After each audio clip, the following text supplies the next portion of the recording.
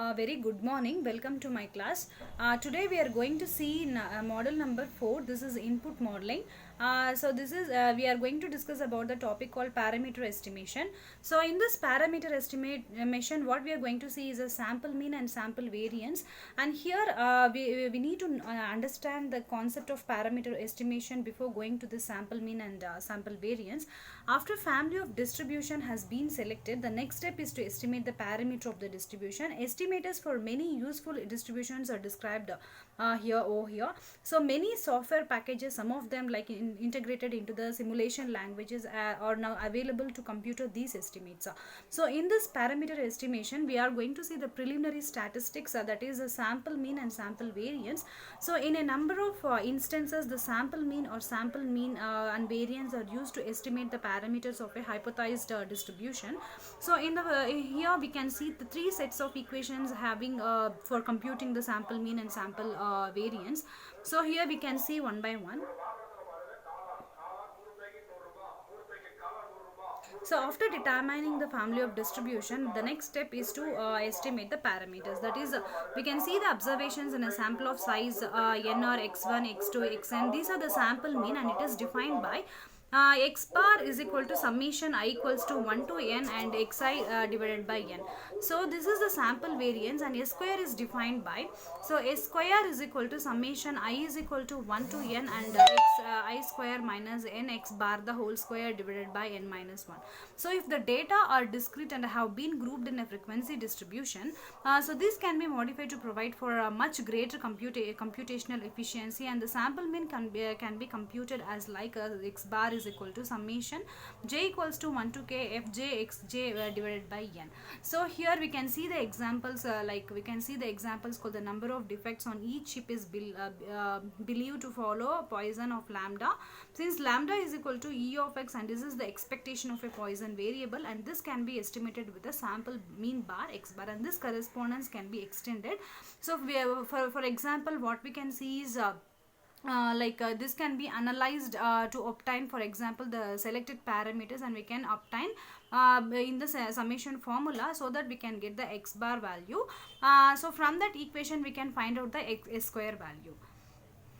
So the moments. So the kth population moment is defined as mu k is equal to E of x bar k. The kth sample moment mk is equal to 1 by n summation I is equal to 1 to n xik.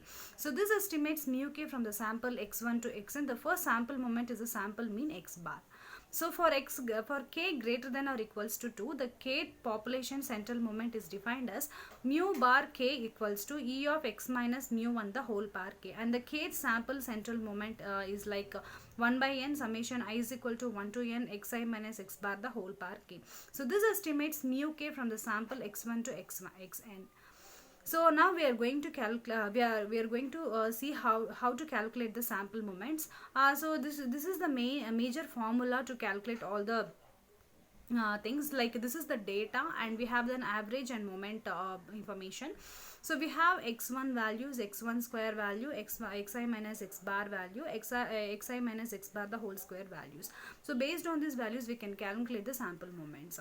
So the sample standard deviation is just the square root of the sample variance. In this case, s is equal to, for example, root of 7.63, that we can say 2.76. So it is preferable to use the raw data if possible. So when the values are continuous. However, data sometimes are received after having been placed in class intervals, so that we can go for the momentum.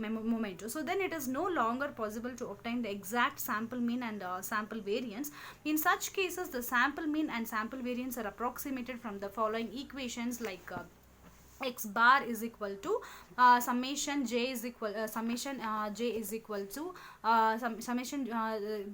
1 to c, and then fi mj divided by n, and then s square is equal to summation j is equal to 1 to c f s j mj square minus n x bar the whole square divided by n minus 1. So this is how we can calculate the average and moment by using this data. And to estimate the k parameters, we may equate the first k population and sample moments, or there we can say it is a centralized centralized version, that is mu1 is equal to m1 till mu k is equal to mk. So where the left hand side of these equations decide the parameters while the right hand sides can be computed from the data. The method of moments finds estimators by solving the above equations like this. So they have given example like the CPU time for 30 randomly chosen task of a certain type or in seconds. So if they are the values of a random variable x, and we can say what is the model we can obtain, based on this type, we can obtain the random variable model. So to estimate these k parameters, we have to equate the first k populations and sample moments, or there we can say it is a centralized version. So where the left hand side of these equations decide the parameters which one is going to for the next step. So these are the sample moments we can follow. Yes. So this is how we can go for this model. Thank you.